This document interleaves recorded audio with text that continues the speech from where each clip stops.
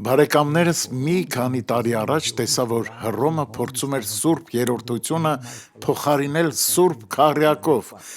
որը կազմված լիներ Հորից, Որդուց, Սուրբ Հոգուց և Կույս Մարիամից, բայց Աստվածաշունչը նման բան չի ասում։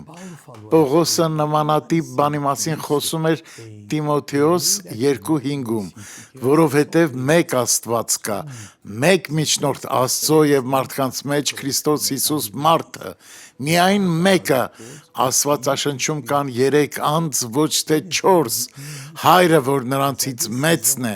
Որդին և Սուրբ Հոգին, նրանք գործում են միասնաբար, այսինքն նրանց գործողությունները կազմված են որպես մեկ։ Այնուհետև Պողոսը շարունակում է. քանզի մեկ Աստված կա և մեկ միջնորդ Աստծո և մարդկանց միջև, Կույս Մարիամը միջնորդ չէ։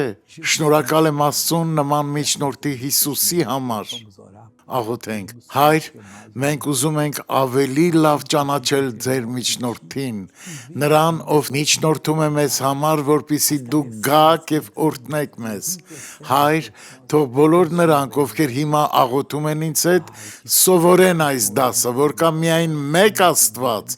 և միայն մեկ միջնորդ, որին մենք հիմա աղաղակում ենք, որը Հիսուս Քրիստոսն է,